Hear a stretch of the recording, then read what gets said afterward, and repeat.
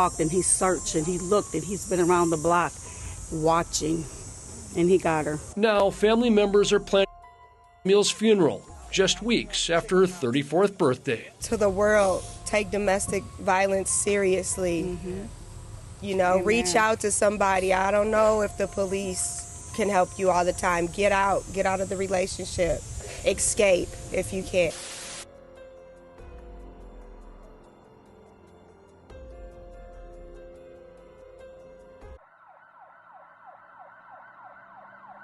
Mariah Samuels was a vibrant 34-year-old woman who lived with purpose, pride, and passion. A devoted mother of two, she was the kind of woman whose presence lifted the mood of any room she walked into. Her beauty was undeniable, but it was her warmth, strength, and sincerity that people remember most. She was also a successful dog groomer, well known in her community for her professionalism, compassion, and her deep love for animals. She had built a strong clientele over the years, not just because of her skills, but because of the way she treated every pet as if it were her own. Her work wasn't just a job, it was part of who she was. She found joy in it, and that joy was contagious. Mariah had recently celebrated her 34th birthday, a milestone she chose to honor with intention and happiness. She traveled out of the country with one of her closest friends, treating herself to a well-deserved break and a chance to reset. She documented parts of her trip on Facebook, sharing smiling selfies, videos, and heartfelt captions that reflected the peace and joy she felt in those moments. Her followers cheered her on, happy to see her glowing, laughing, and living freely.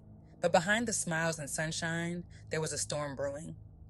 After soaring on the natural high of her birthday getaway, Mariah's final Facebook post would serve as a chilling echo of the truth she was living, a deadly blueprint of her final hours.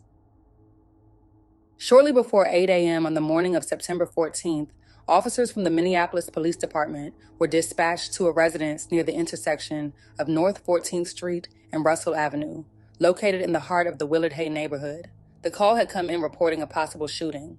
When officers arrived on the scene, they were met with a deeply troubling sight. An adult female, unresponsive and motionless, was discovered lying just steps from her vehicle.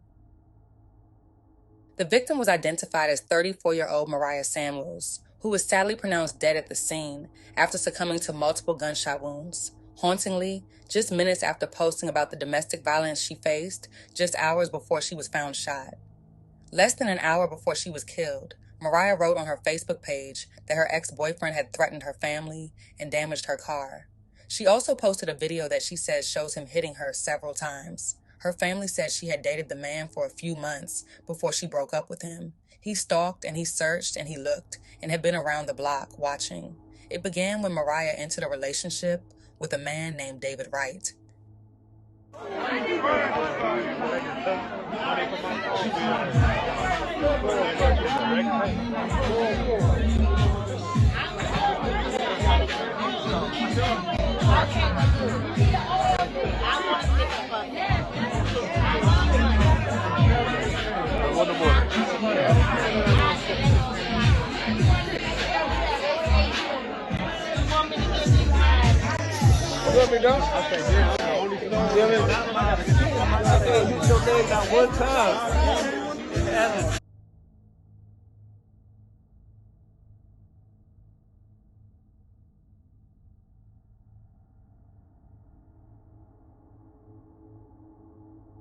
David had recently been released after serving a long prison sentence and often posted about his time behind bars on social media.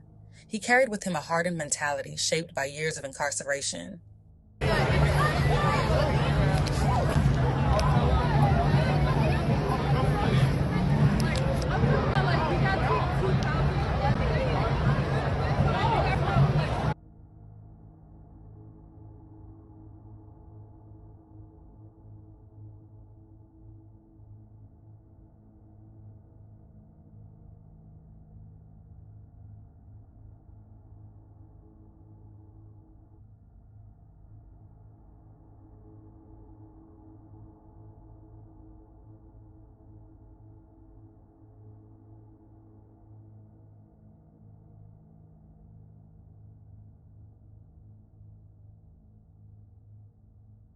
One rooted in control, dominance, and emotional volatility.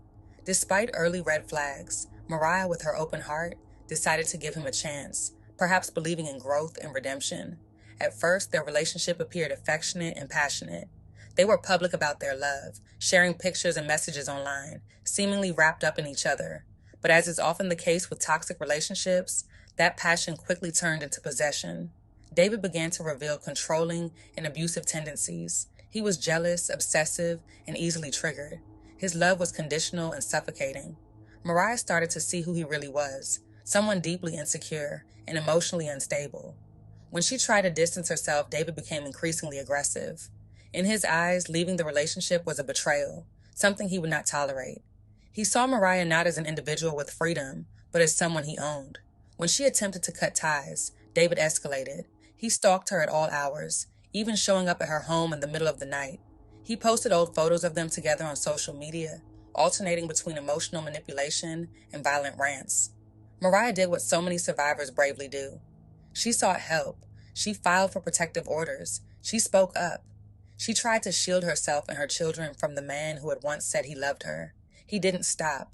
He sent her long, emotional messages, some apologizing for past abuse, others blaming her for his pain. When she didn't reply, the tone shifted. Insults, accusations, and cruel threats. The emotional abuse was relentless, but Mariah held her ground. She began using her voice to warn others, posting publicly about what she was experiencing. One of her posts read, "The night before last, I got threatened with a gun and hands put on me because I wanted to break up. My spirit is broken, but that's temporary. Y'all be safe out there, though." Another said, "Hit, punch, slap, push, whatever you want to call it. No man can call himself a man after putting his hands on a woman. Replace the word man with coward." She hoped the truth would push him away. She hoped exposure would protect her, but instead, it enraged him. As he realized she was truly done with him, David spiraled. Convinced she had moved on, possibly with someone else, he became even more dangerous. He stalked her with increasing boldness. The protective orders meant nothing to him. The law offered no safety. Just hours before the final, heartbreaking moment, Mariah posted one last message. "I was trying to stay silent, but stalking me at 4 a.m, and the police ain't doing anything, besides serve him with a protective order, and clearly, it's not doing anything." That would be her last post. Shortly afterward, David ambushed Mariah outside her home. In a horrifying act of violence, he opened fire, not once, not twice, but 10 times, taking her life in an explosion of rage and control. He made sure no one else would ever have her. Mariah did everything she was supposed to. She followed the rules, sought help, and reached out to authorities. Yet, like far too many others, the system meant to protect her failed in the most devastating way. It's a harsh reality we're forced to acknowledge. Sometimes, even official documentation, a police report, a restraining order, a desperate 911 call, isn't enough to save a life. In the weeks leading up to her tragic death, Mariah's loved ones, family and friends alike, repeatedly raised the alarm. They filed reports, made urgent phone calls, and begged for intervention. But despite their efforts, Mariah was shot and killed. The day after her murder, those who cherished her gathered at the site of the tragedy to create a memorial, honoring not only her life, but also the pain and resilience that marked her final days. Just weeks after celebrating what should have been her 34th birthday, her family now faces the unimaginable task of planning her funeral. In the wake of their loss, they issued a heartfelt plea to the world. Take domestic violence seriously. Reach out to someone. Don't assume the system will always protect you.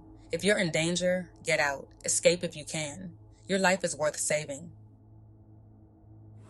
My niece was gunned down by a violent ex-boyfriend that she put a restraining order on.